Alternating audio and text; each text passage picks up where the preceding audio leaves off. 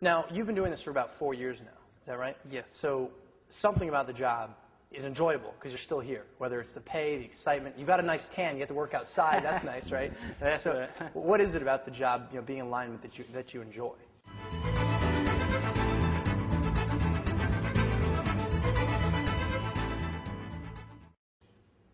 Well, like you said, the pay is real good for someone that don't have a college education, but you got to love the job too, cause it's pretty hard. Like I say, you got to be in charge. Like sometimes you got to be in charge of a crew, and you got to know what to do. What's the most difficult part? You've mentioned it that having the responsibility of managing people is obviously no easy task. Is safety, is that a concern? Is it a lot of labor? Yeah, it's pretty labor. Sometimes we got to dig holes by hand. That's one of the things that we got to out here in the metro area, cause there's cable, gas, telephone underneath, and I say that's pretty much most labor thing we got to do out there, cause we got to do everything by hand. Well, let's talk about Hurricane Katrina. So when Hurricane Katrina came, obviously that was a disaster all over the board. And one of the things was with electricity in the grid. I mean, poles are down, transformers are blown, everything was washed away. And you actually volunteered and went to Katrina and helped out. So what was that like?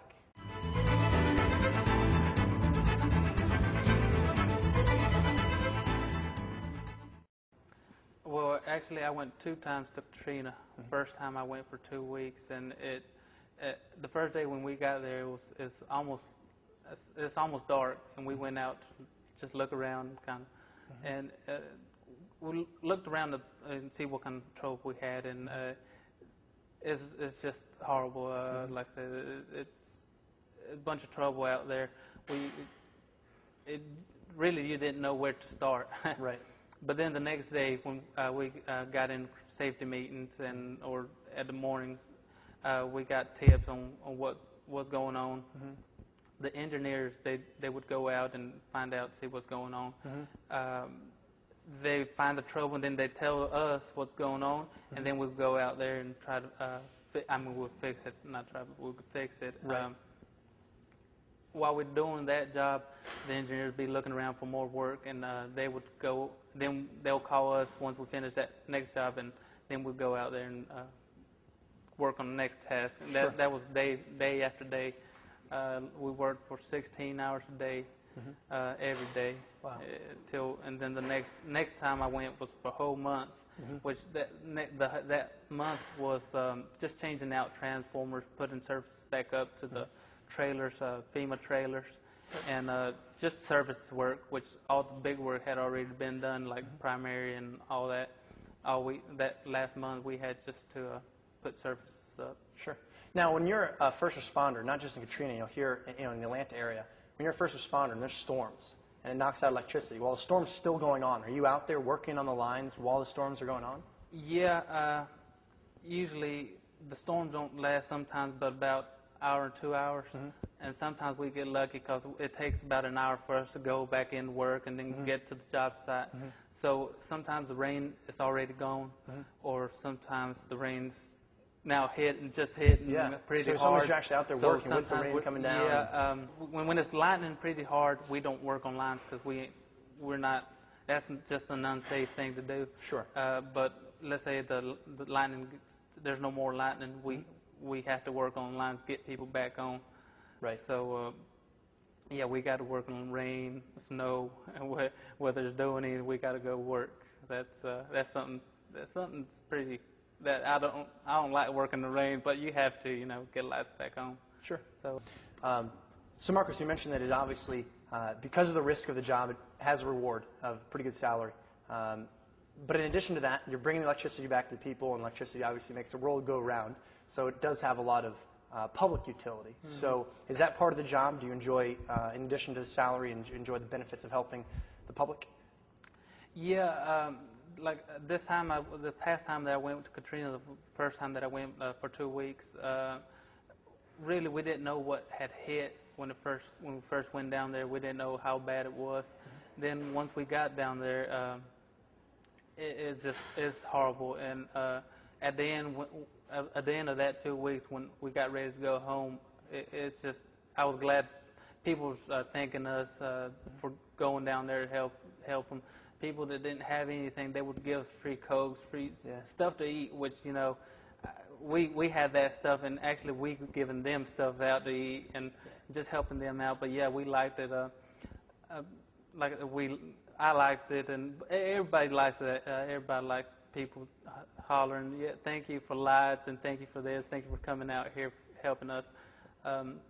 Also on Charlie, we went out there to work, and just people just standing in the middle of the road, the side of the road, corners, just hollering, "Thank you," with signs up in the air, just thanking us for going down there, and it just makes us feel good.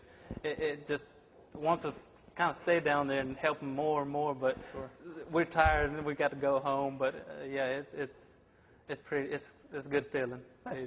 My last question for you, as far as the team, like you said, you go out there 3, 4, 5 guys. You're all responsible for fixing the problem. At the same time, you're responsible for each other's safety, right? Mm-hmm. So what is that? I imagine it's a pretty close team. You have to, you know, if one guy is not communicating with another guy, somebody's life could be at risk. So what's the team dynamic like?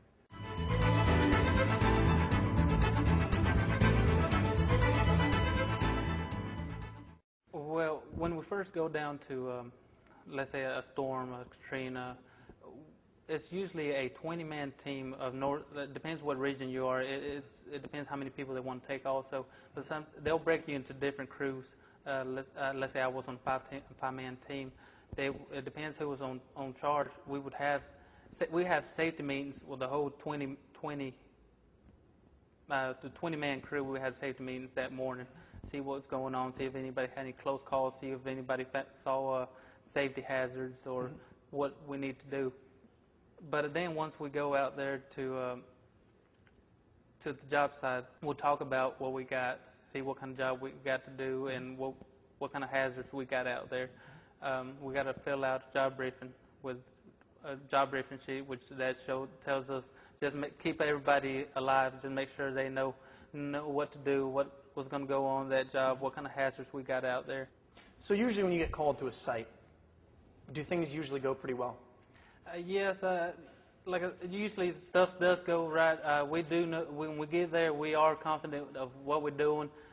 They don't send us to a bad place, or they know what's going on. We know what's going on. Everybody pretty that same page. So yeah, we know what we're doing. Marcos, thank you very much. My last question for you: for those watching the interview, they're looking at being a lineman as a profession. Do you have any final advice for them?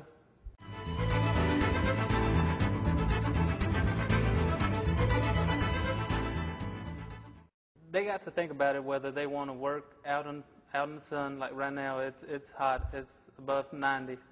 So they got to think whether they want to work out in the sun or out in the cold when it gets cold, or if they like hard labor. But it's not hard labor every time. But they got to think a bunch of them things and make sure they do like all them. For the difficult parts, and then play them against the benefits, which you mentioned earlier. Salary, the wage is good because it is this, a high-intensity job, and you are helping people. You mentioned with Katrina, there's people out there thank you for putting my lights back on. Yeah, like I said, it's fun it's nice when people holler at you. But yeah, if they do like the labor, if they're not lazy, it's a good job. It's a real good job. All right, terrific. This has been an interview with Marcos, a lineman with the Southern Company. Thank you so much, Marcos, for your time. Thank you. And thank you for the electricity.